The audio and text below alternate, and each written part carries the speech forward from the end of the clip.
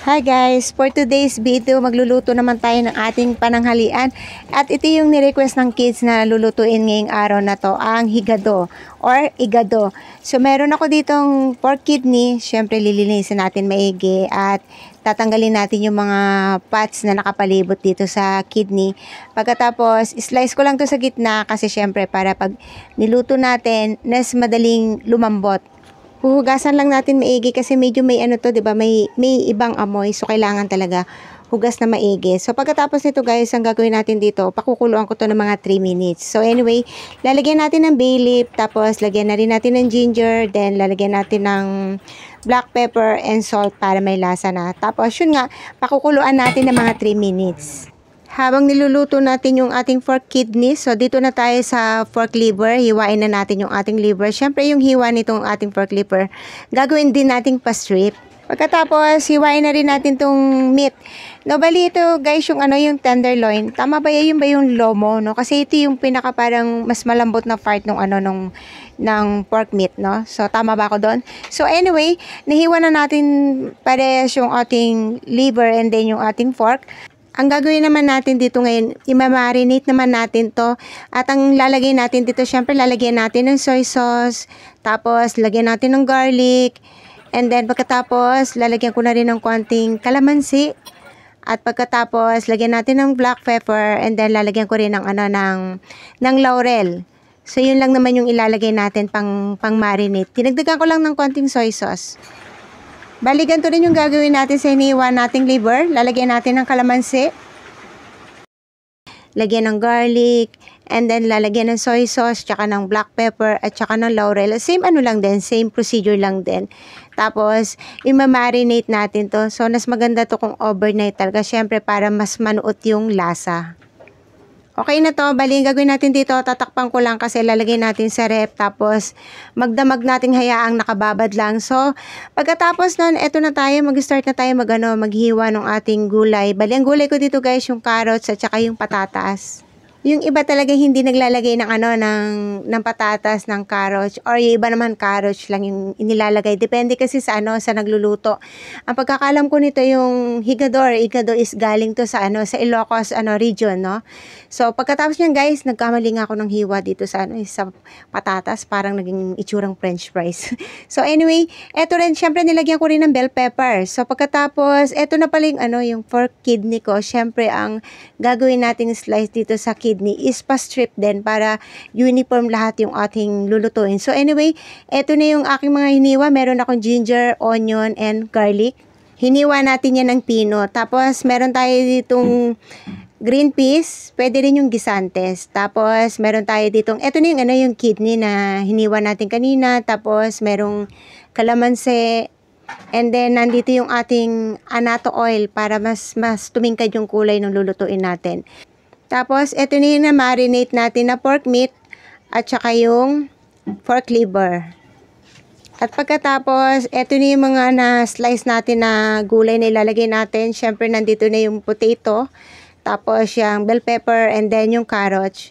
Kailangan talaga mas maganda kasi pag nakalagay na lahat para siguradong wala ka na makakalimutan, no?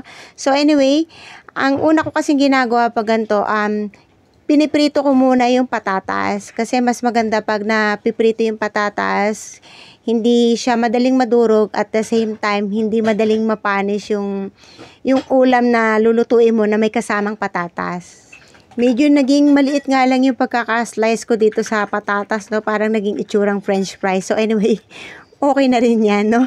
So pagkatapos kong maprito yung potato, dito ko na rin nilagay yung liver. So ipinrito rin natin yung liver.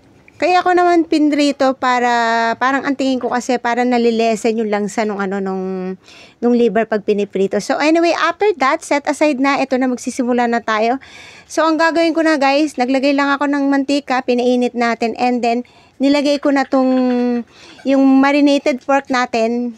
Nilagay ko na. So, parang sinute na natin, no? Inuna natin kasi magano to parang magsasabaw to So, anyway, nilagyan natin ng annatto oil para nga yung kulay ng ating karne mas tumingkad yung kulay, mas maganda yung kulay. Habang sinasangkot siya natin sa mantika, no? Bakit nga ba to tinawag na higado?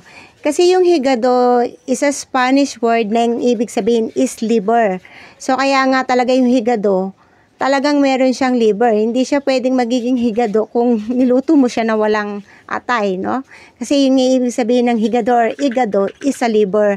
So anyway, pag ganito na itsura na wala na yung pinaka-tubig, pwede na natin ilagay yung onion and garlic at saka yung ginger.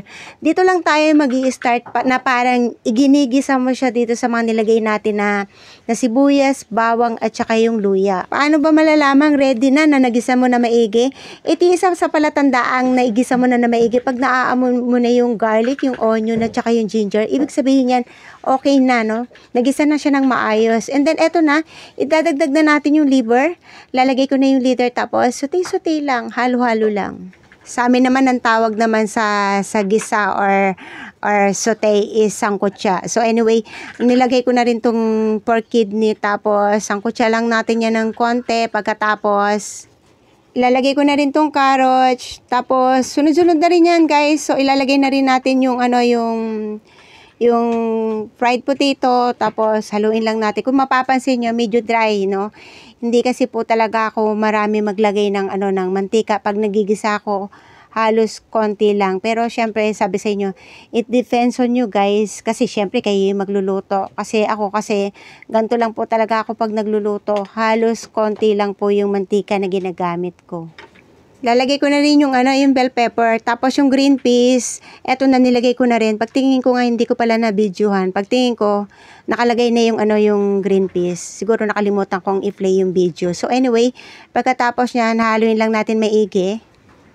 Pagkatapos, nilagyan ko ng kalamansi, pwede rin yung yung vinegar. Pagkatapos, lalagyan ko lang to ng konting tubig, siguro mga 1/2 cup of water lang kasi ayoko na maraming sabaw. Gusto ko nito yung medyo tuyo. Nilagyan ko pa ng laurel, tapos lagyan natin ulit ng black pepper. Siyempre, gusto ko medyo marami yung black pepper. At pagkatapos, lalagyan ko ng MSG. Yung MSG, optional yun guys. It depends on you kung gumagamit kayo ng MSG. Kasi ako gumagamit ng MSG. Kaya, siyempre, nilagyan ko. Pero kung hindi kayo gumagamit, okay lang din naman. So anyway, syempre nilagyan natin ng salt. Tinikman ko kasi yung lasa, medyo kulang pa ako sa lasa, no? So, dinagdagan natin ng salt. Tapos yan, halo-halo na lang yan. Kung mapapansin nyo, wala akong exact measurement pagdating sa pampalasa talaga. Kasi ang magsasabi ng tamang pampalasa or lasa ng pagkain is kung sino po yung kakain. Di ba? Tama? Kasi ganun din po ako eh. Siyempre, iba yung panlasa ko, iba rin po yung panlasa ng kakain. So, pag ikaw yung magluluto, mas alam mo kung ano yung mas gusto mo. So, anyway, nilagyan ko pa ng konting soy sauce to. Additional soy sauce to. Ito na, pinakalas na talaga yan, no? Medyo yung video ko lang, medyo nagkamali ako, medyo mataas pala yung paglalagay ko kanina ng mga ng pampalasa, kaya hindi kita sa video yung mga nilalagay ko kanina ng pampalasa. Sorry naman po talaga, no? So anyway, pinakulo ko lang po to ng mga 2 kuluan lang. Tapos ito na, dahil malapit na po tayong magtapos, magte-thank you po muna ako sa inyo, no? As always, maraming salamat po sa matyagang nanonood sa aking channel. At kung bago ka pa po sa aking channel, please don't forget to like and subscribe. And of course, don't forget to click the notification bell for new updates. So there you go guys, ito na yung aking higado. So I hope nag-enjoy kayo sa aking video for today. Thank you for watching and God bless everyone. Diyos mabalos. Bye-bye!